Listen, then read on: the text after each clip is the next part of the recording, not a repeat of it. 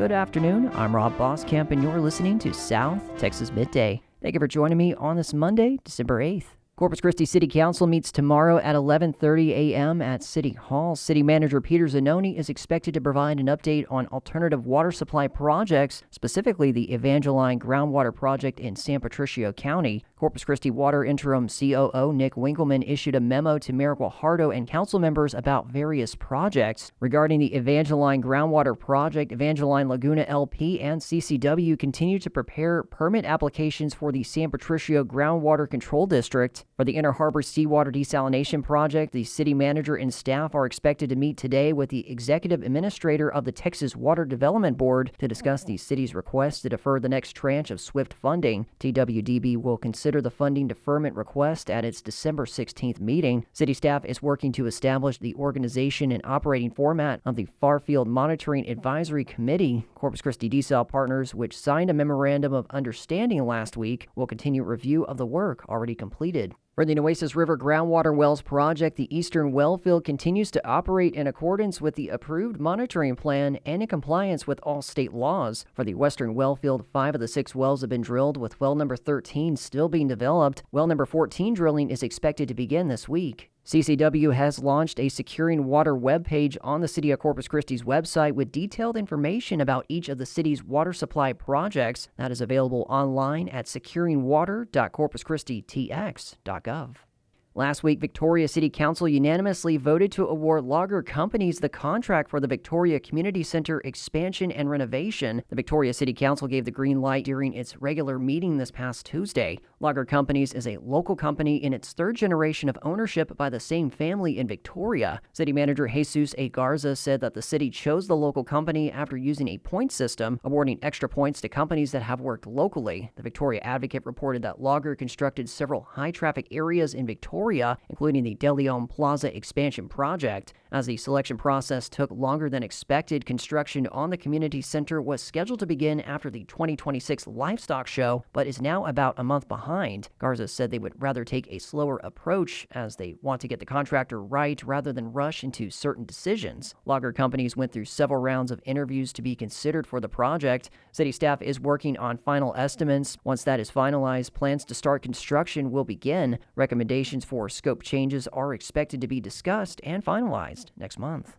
Just days after clearing Democratic Congressman Henry Cuellar of federal corruption charges, President Trump went after Cuellar on social media, saying he showed a, quote, lack of loyalty, unquote, by filing for re-election as a Democrat, despite speculation that he might switch parties. Texas Public Radio's Dan Katz reports. Cuellar and his wife had been accused of taking about $600,000 in bribes from an oil and gas company tied to the Azerbaijan government and from a bank in Mexico City.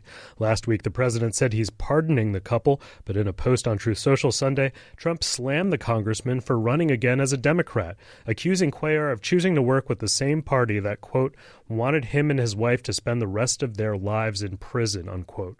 Cuellar told Fox News Sunday he's praying for the president and the country to be successful. The pardon came a day after a Republican candidate, Webb County Judge Tano Tijerina, announced his bid to challenge Cuellar in the South Texas district that just became more competitive due to the GOP's mid-cycle redistricting. I'm Dan Katz in San Antonio. 6 p.m. today is the deadline for candidates to file in Texas's March 2026 primary elections. A former negotiator of the United States-Mexico-Canada agreement is warning that North America is entering a critical moment ahead of the 2026 agreement review, one that could affect South Texas-Mexico trade. That warning came from Monica Lugo, a former negotiator of the USMCA and now director of institutional relations at Grupo Prudenza, a consulting firm that supports companies with site selection, expansion, and cross-border operations. She told the Rio Grande Valley Business Journal that rising protectionism and new tariff threats risk destabilizing more than 3 decades of economic integration. Her statement in the article said that, quote, a 30-year commercial relationship is at stake, one that is only proven with concrete data to be beneficial for all 3 countries, unquote. In sports, UTRGV's inaugural football season is now in the books. Statistically speaking, university officials announced an estimated $14.5 million boost to the economy tied to football, a prediction that does not include the millions that the university poured into construction related to the program. The Rio Grande Valley Business Journal anticipated $5.8 million of that $14.5 being generated by attendee spending, a figure based on a prediction that 10,000 people would attend games and 2,000 would tailgate. The university announced that over 12,000 fans watched the first game inside the stadium and 20,000 watched it around the stadium at 400 official tailgates and elsewhere. UTRGV had estimated 10% of game attendees would be traveling to Edinburgh from out of the area. And last week, matches were announced for the FIFA World Cup 26. Fans in Texas will be able to see matches in Houston and Arlington, and South Texas fans also have the option to watch matches in Monterrey, Mexico. Last week, Monterrey Mayor Adrián de la Garza met with District 34 Representative Vicente Gonzalez to discuss upcoming matches and how they will benefit both sides of the border. When Texas is doing well, as Texas strengthens and has grown in recent years, obviously Monterrey and northern Mexico also benefit greatly. Global conditions change. I believe that current global conditions favor South Texas, all of Texas, and of course, the city of Monterrey. We must take full advantage of the current global and regional conditions to continue strengthening this growth and the strength we've experienced in recent years.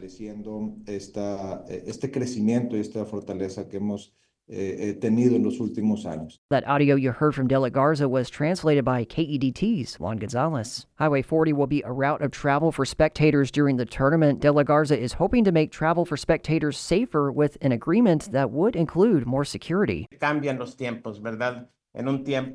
change, right?